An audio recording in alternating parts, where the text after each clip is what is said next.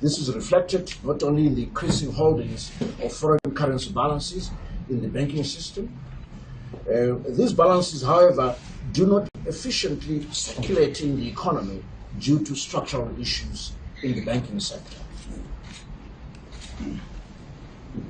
5. The lack of confidence and high inflation expectations have incentivized economic agents to engage in power market benchmarking in the pricing mechanism and in a skewed preference for US dollars for commercial transactions. And the forward exchange rate pricing is also the norm, thus creating a vicious cycle of increasing prices, which is self-fulfilling.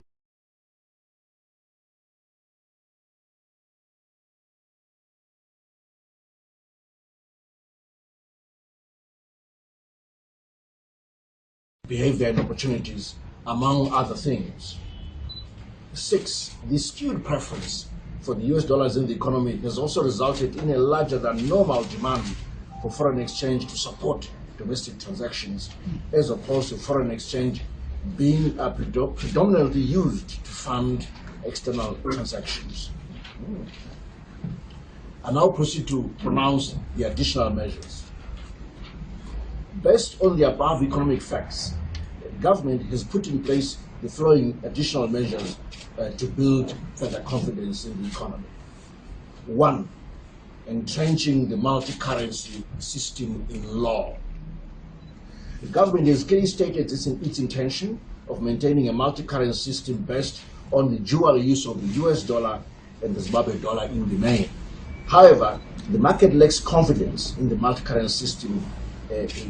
However, the market's lack of confidence in the multi-currency system is causing us challenges. And I want to assure you that this multi-currency system is here to stay into the foreseeable future. And to eliminate any speculation and arbitrage-based activities on this issue, the government has decided to embed the multi-currency system and continue to use it, or to make sure that the US dollar is used as a transaction currency in law for a period that includes the 5 years that covers the NDS1 period. So this will be in place for the entire NDS1 period. Number 2, entrenching the interbank market exchange rate in law. The interbank market exchange rate is now being determined by banks on a willing buyer, willing seller basis. Utilization in all economic transactions of this formal rate is now made mandatory by law. While economic agents are free to price their goods in US dollars or Zimbabwe dollars, there are no price controls, as you know. The equivalence of US dollar price and Zimbabwe dollar prices for commodities should be strictly based on the current interbank exchange rate as determined by the willing buyer, willing seller rate. I move on to other stabilization measures pertaining to fuel, maize meal, and bread in our shops. Let me start with the interventions in the fuel sector. Over the past few months, following significant pressure on global fuel prices due to global tensions, government has been intervening in the fuel sector in order to stabilize fuel prices. These actions have included the downward review of government levies on fuel, and number 2, the release of fuel from the strategic fuel reserve. This week, the government completely removed the levy on diesel, or rather brought it down to 0 cents, and significantly dropped the levy on petrol. It's now down to 4.7 cents. This action prevented the price of fuel from breaching the $2 per liter mark.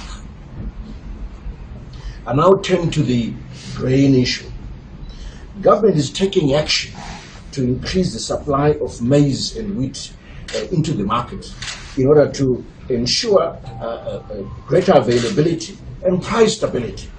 And this is being done through releases from the strategic grain reserve. Let me start with wheat.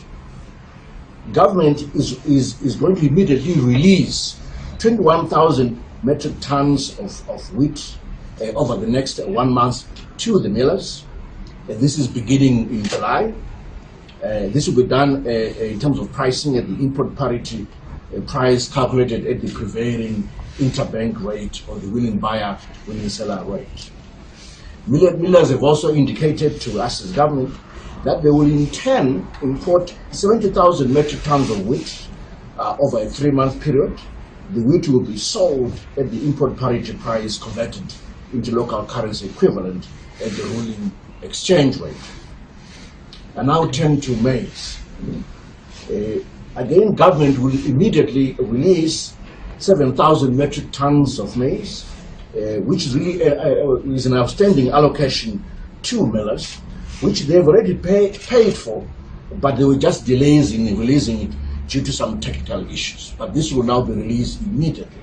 That's 7,000 metric tons.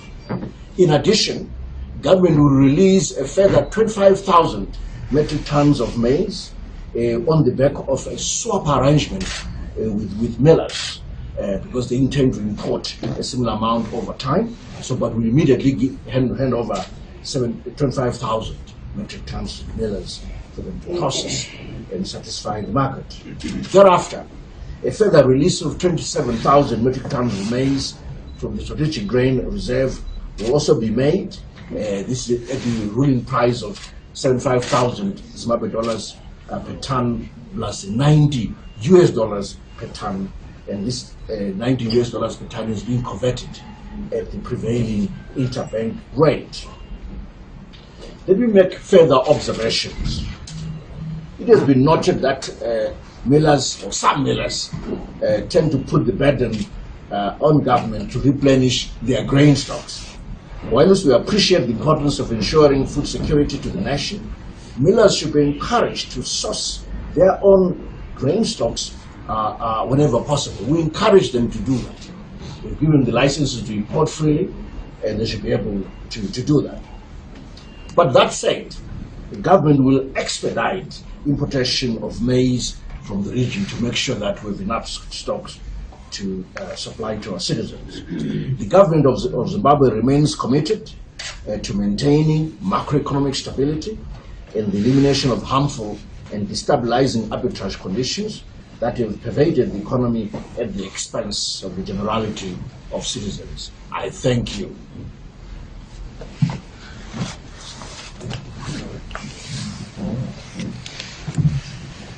Colleagues, thank you for listening to that first statement. I now proceed to give a statement regarding the review of civil servants' salaries, both monetary and non-monetary benefits included. The government of Zimbabwe recognizes and appreciates the tireless work and unwavering commitment to duty by all civil servants across the three arms of the state, namely the executive, which is the power of government, the legislature, which is parliament, and the judiciary, including grant-aided entities, agencies, and independent commissions. To this end, government has been closely monitoring developments in the macroeconomy with a view to ensuring that exogenous shocks from adverse macroeconomic developments do not seriously erode the purchasing power of civil servant salaries.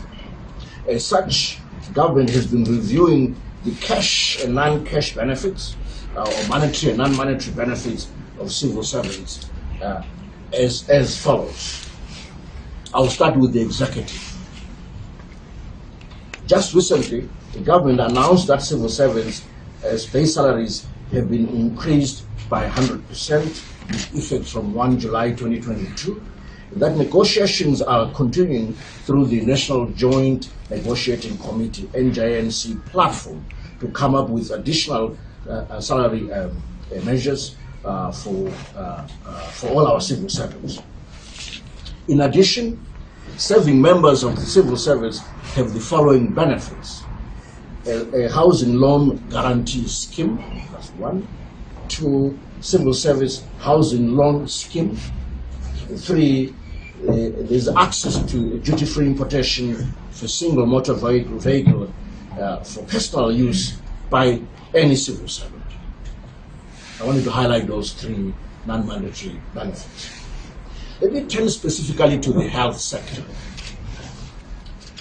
With particular regard to the health services sector, the government has reviewed with immediate effect upwards the health sector specific allowances in the following areas. One, we've increased the on-call allowances which apply to doctors and laboratory scientists.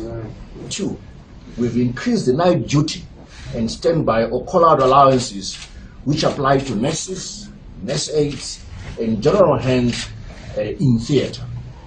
Three, we have immediately increased the nurse managers' allowances. Four, we've increased the special health equalization factor, which applies to all eligible staff. And then five, also we've increased the COVID and infectious disease risk allowances. In addition, the government has reviewed the non-monetary benefits for the health sector in the following ways. One, the provision of institutional housing for health workers, starting with our big centers, namely Harare and Bulawayo, but then proceeding and expanding into the other geographical areas. Two, the provision of housing loan guarantees. Three, provision of efficient transport facilities, starting with our referral or central hospitals, including the 6th hospital, MCL. Addressing deficiencies in the cafeteria system and re-operationalizing this system is also another action that we are taking as government. Including, also we include the local production and sourcing of uniforms for our health sector personnel. So that's what the action we have taken immediately to give relief, but also support to our health sector employees as government. I now turn to the teachers. I've talked about monetary benefits, the 100% increase in salaries beginning 1st of July 2022. In addition, the other benefits, some of them are quasi-monetary, some of them are non-monetary. This is the restoration of the advancement awards. That's the first benefit. The two, the payment of performance awards which had been withheld due to financial constraints in the past, which these have been restored, and these will now be processed with effect from 1st of July 2022. For this purpose, members will now be placed on their correct employment grades. Three, the repayment of school fees for up to 3 biological children per teaching family. This benefit applies to teachers, and payment will be made directly to the schools and will be up to a prescribed limit per biological child. Currently, this limit is set at $20,000 per child per term, and Treasury is ready to disburse the required amounts for the first term. Four, the provision of 34,000 housing units as institutional accommodation for teachers. To cushion teachers from the rising cost of accommodation, government has committed itself to provide 34,000 housing units within and outside school premises over a period of 5 years. Finally, the provision of transport facilities to ferry teachers of both rural and urban areas is being implemented and has already commenced. This is facilitated by existing structures under the Civil Service Bus Fund and the rural and urban mass transport systems. I now want to highlight the security sector. Government values the critical role played by the security services in the country and in our economy. We do not have economic growth without the requisite peace. Substantial progress has been made in ensuring competitive remuneration and general improvement in the condition of service for members of the security sector. I want to highlight the 4 areas where government is trying to make some improvements. One, government has introduced the military salary concept and its equivalent across the entire security cluster, and that covers various categories of benefits. In addition, the government has accelerated the acquisition of operational vehicles targeting middle management within the security cluster. 3, the government is also instituting immediate measures to increase access to institutional housing and transportation for serving members of the security services. 4, the security services sector also has access to housing loan guarantee schemes to enable members to purchase houses in the areas of their choice under the frameworks being finalized by the service commissions and the respective and participating financial institutions to this scheme. Let me further highlight the provision of housing loan guarantee schemes for home ownership across the entire civil service. The Public Service Commission is collaborating with the Ministry of National Housing and Social Amenities, Ministry of Local Government and Public Works and Treasury to work towards the resuscitation of the housing loan guarantee facility for civil servants, under which the government will be the guarantor of housing mortgages applied for by members through the identified networks of banks. Consultations between relevant stakeholders have already begun and have been initiated by the Public Service Commission.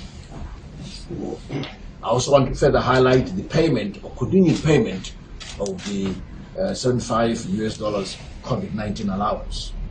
Recognizing the significant risk factors faced by civil servants who are mostly frontline workers, government introduced the $75 per month as a COVID risk allowance. This amount is still payable in foreign currency and will continue to be paid for the foreseeable future. I now turn to the $100 cushioning allowance, which with inflationary pressures faced by public sector workers in the face of adverse macroeconomic developments and the impact of dual currency pricing, government introduced $100 per month cushioning allowance payable in foreign currency. This allowance also continues to be paid and will subsist for the foreseeable future. That was basically emoluments, monetary benefits, non-monetary benefits pertaining to the executive arm of the state or whole of government. I now turn to the legislature, which is Parliament. Parliamentarians and staff of Parliament, the Parliament of Zimbabwe, have also had various reviews implemented across both salary and non-cash benefits as follows, and this is with immediate effect. 1, salaries have been increased by at least 100% with effect from 1 July 2022. Sitting allowances have also been similarly increased with immediate effect. Government has also introduced with immediate effect a contributory medical scheme where government will contribute 80% to the subscriptions, similar to the scheme which is in place for the rest of the civil servants.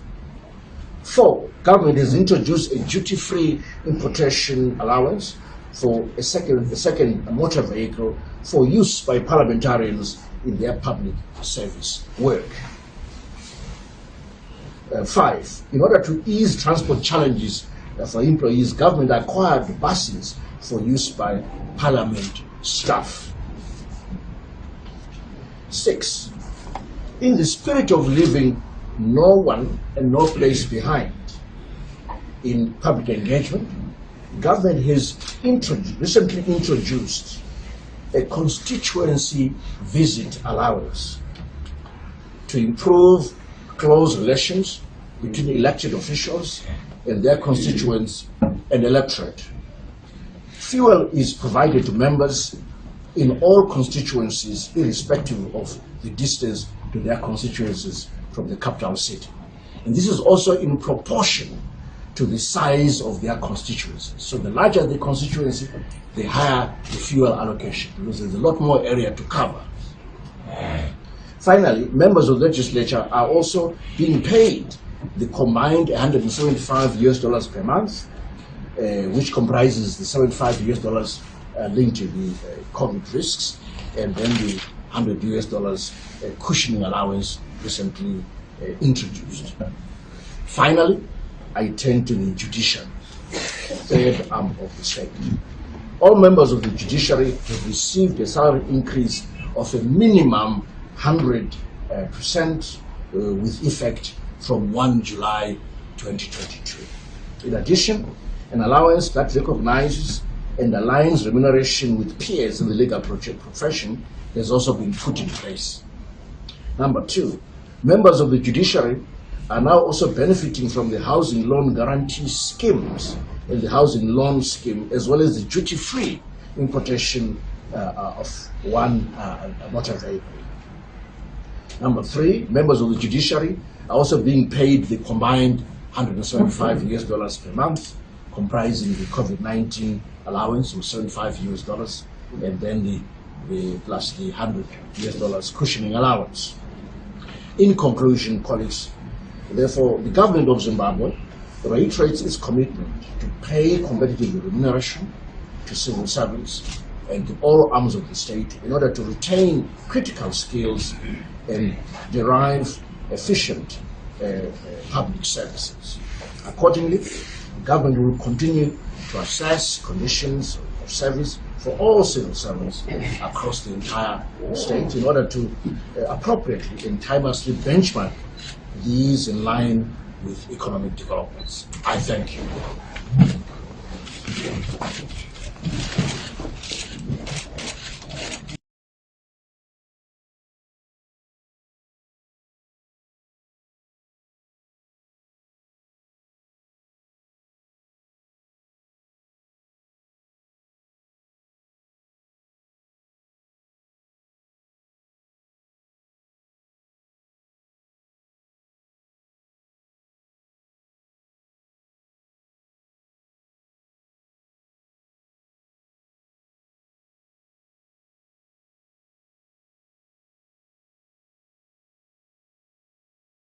Stability and price stability in the economy.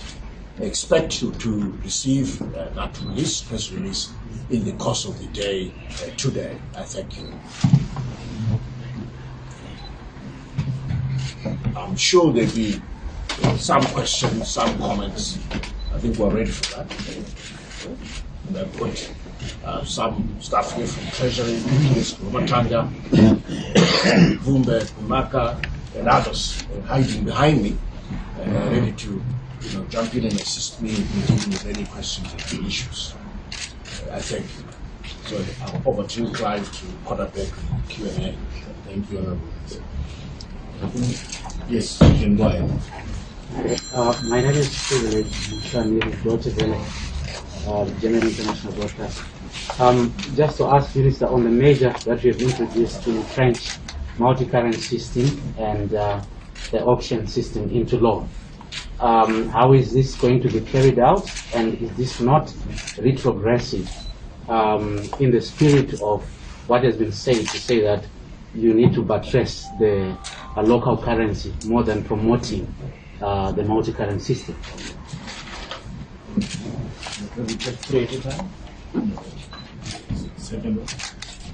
Thank you, Sakuchi Ambaku from Zimpapers TV.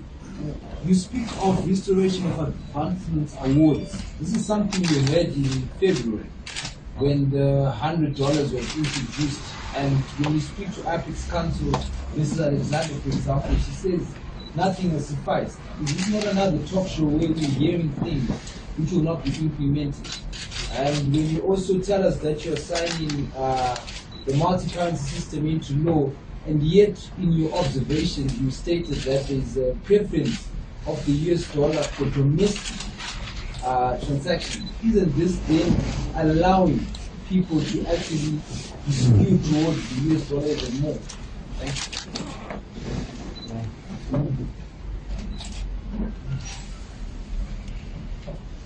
you. Anyone? Third one? Andy, go ahead. Thank you, Minister. My first question, Minister, is that this raft of schemes or incentives we're giving to health, judiciary, civil service, and parliament, was this budgeted for in your previous budget, or does it imply that you have to have a supplementary budget on it? You talked about your first pressure looking at stabilization of the exchange rate and inflation. I'm not clear how these measures are going to tackle an inflation of 191%. You mentioned that. It doesn't seem like there's anything new in there about inflation rate. And I've got a couple of questions. My third question is, you talked recently about N0 being under control in terms of an inflation driver, but you also said that board money wasn't. I needed to understand what you meant by that, and also how you're going to get board money under control. And my last question, Minister, I know I could go on all day. My last question is, we've just received the presser from the Monetary Policy Committee. It's just been officially released, and they've increased interest rates to 200%. My concern about that.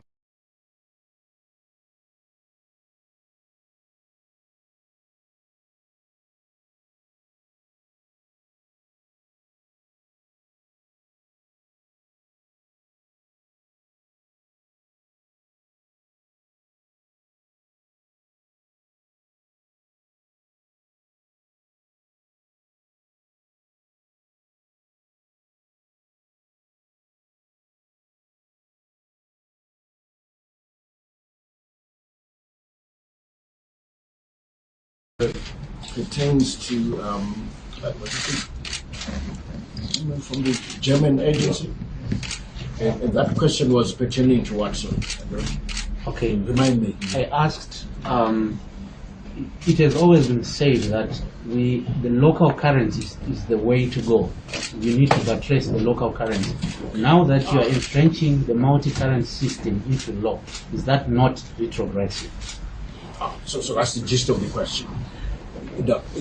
Basically, we're entrenching the multi-currency system in the sense that we've already announced that the use of the US dollar will continue over the NDS1 period. So we want to provide assurance to the market that there is no reversal.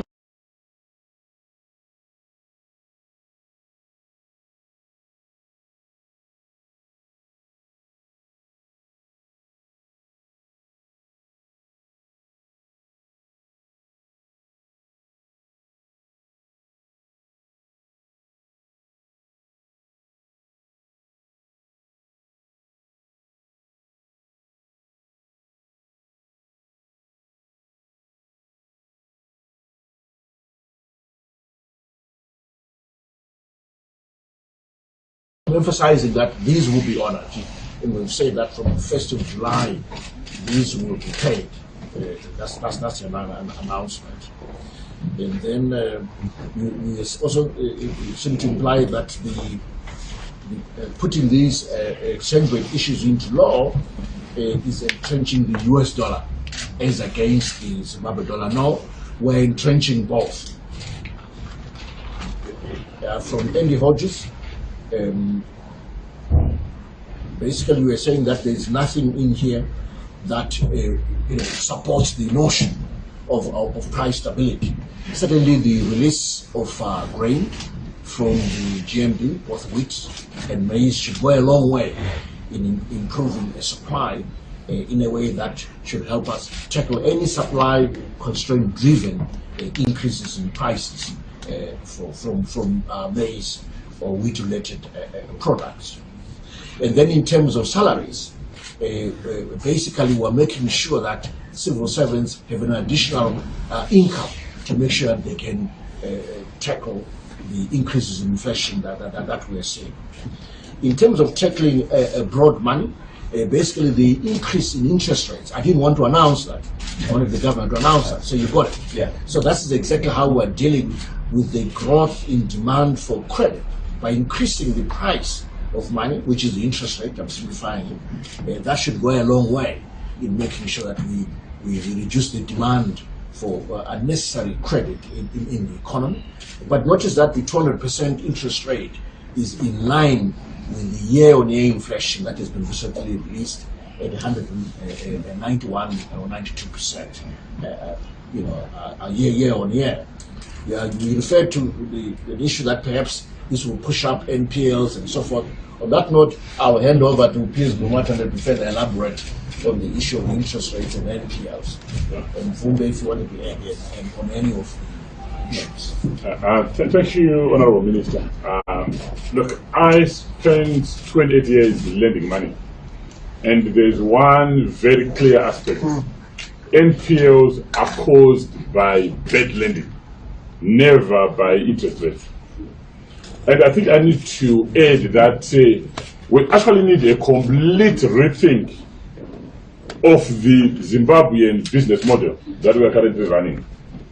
We cannot have corporates in this country continue to have business models that are both based on monopoly pricing and unreasonable market power, access to cheap credit, access to cheap foreign currency, access to cheap power, because they are always coming to ZTC and to ZESA, wanting sub-economic tariffs, access to cheap energy or cheap fuel, and we even struggle. We actually have some companies that want to do some canning of tomato, wanting to get a national project status, because they also want access to lower taxes. So the business model of most corporates here has been based on these four fundamentals, which we need a complete rethink on. So this argument that the productive sector will not be able to borrow, you should be able to sustain your business on correct borrowing and correct interest rates. Actually, the lack of confidence that we all write about on a daily basis is actually a reflection of the inability for us to create savings. So we also now need to restore the value of savings, because that is the only way we can create long-term capital. So again, we have had the corporates that have been subsidized, and I will hesitate to say this, by pensioners, widows, and orphans, by paying sub-economic interest rates.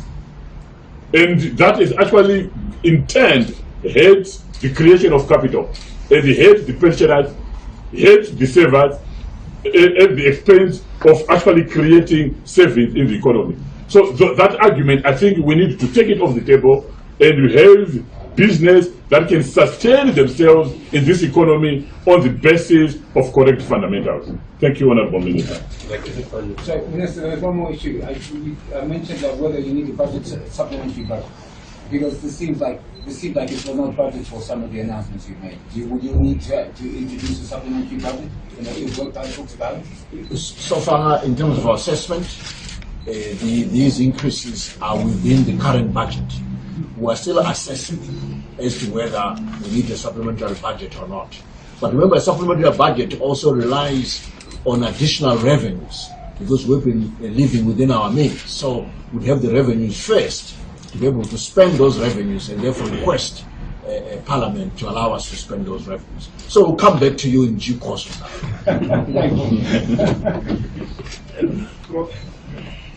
Yes. Let's do, I think, 3 more. Yeah. Ranger from Bloomberg. Could you please advise Minister on your projection for growth rates in line with the measures that you announced today? Thank you.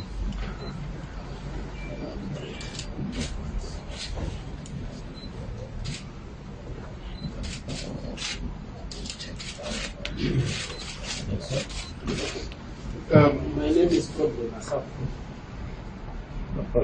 from Mr. My question is to the Minister. You have been talking about surplus in a good.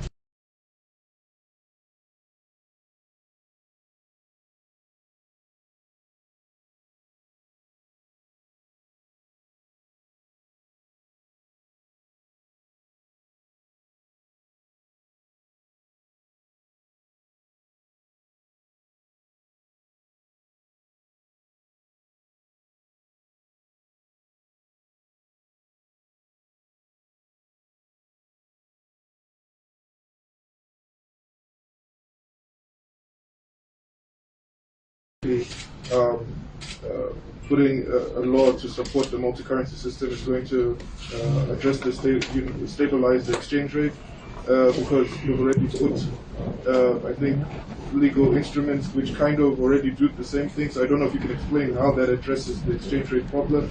And if there's been a suggestion made about floating the Zimbabwe dollar and dollarizing the economy, what is your comment on that? Very well. Thank you. From Bloomberg, I have the growth forecast figure for 2022, but as is tradition, we will announce that formal revision during the midterm budget review on the 28th of July next month. Maybe suffice to say for now that we will announce a slightly lower growth rate than the 5.5%. Let me turn to the colleague from Newsday who says, are we in an economic crisis? Look,